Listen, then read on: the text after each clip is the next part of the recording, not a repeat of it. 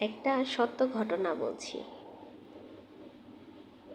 আমার মতো ভুল কেউ করো না বোনেরা। স্বামীর সাথে মাঝে মাঝেই ঝগড়া হতো। প্রেম করে বিয়ে করেছিলাম। আমার একটি বদ অভ্যাস ছিল যে আমার সাথে ওর ঝগড়া লাগলেই আমি বাবার বাড়ি চলে যেতাম সব গুছিয়ে। এরপর ও আবার আমাকে মানিয়ে বাড়িতে আনতো। কিন্তু এরপর আবার ঝগড়া লাগলো। আমি রাগের মাথায় ওকে আজে বাজে কথা বললাম, যা ও সহ্য করতে না পেরে এই প্রথম আমার গায়ে হাত তুলল। আমার জিদ হলো।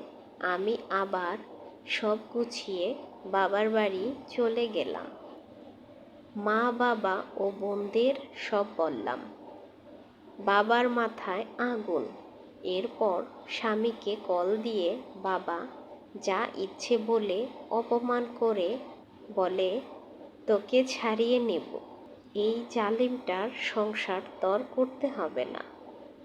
আমি আমার দোষগুলো তখন আমার বাবাকে বলিনি, স্বামীকে জিদের কারণে খারাপ বানালাম সবার কাছে।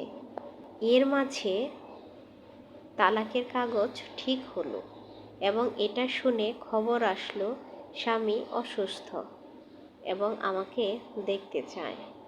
ওর ছোট ভাইকে বলে পাঠিয়েছে এবং বলেছে ও আমাকে ভীষণ ভালোবাসে। ও আমাকে হারাতে চায় না। আমি বাড়ি যেতে চাইলে আমার মা ও বোনেরা আমাকে বলল, এসব নাটক, তুই ভুলে গেছিস ও তোকে মারছে। আমার সব মনে পড়ে জিদ উঠল আবারও। পরে শেষমেশ আমাদের তালাকটাই হয়ে গেল। আমি বাবার বাড়ি ছিলাম। 1 মাস পর থেকে বাবা মা ও বোনেরা আমাকে বুঝিয়ে দিল তাদের ভাতের কত দাম। উঠতে বসতে খোঁচা মেরে কথা বলতে শুরু করলো সবাই। এখন ভাবছি কতই না ভালো ছিলাম স্বামীর ঘরে। ও তো কখনো নিজে আগে আমার সাথে খারাপ আচরণ করেনি। এখন ও নতুন বউকে নিয়ে বেশ সুখেই আছে। বর্তমানে ফ্রান্সে থাকে আর আমি বর্তমানে অসহায়।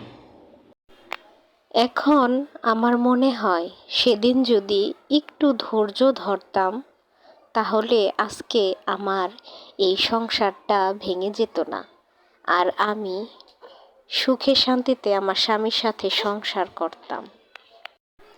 বর্তমানে বেশিরভাগ সংসারই আসলে ভেঙে যায় আমাদের পরিবারের লোকজন এবং পারিপার্শ্বিক নানান কারণে। এ কারণে কারো কথায় প্রভাবিত না হয়ে রাগের মাথায় কোনো সিদ্ধান্ত নেওয়া উচিত না। সবসময় মাথা ঠান্ডা রেখেই যে কোনো সিদ্ধান্ত নিতে হয়। এটা ছিল এক অসহায় করুণ বোনের সত্য ঘটনা।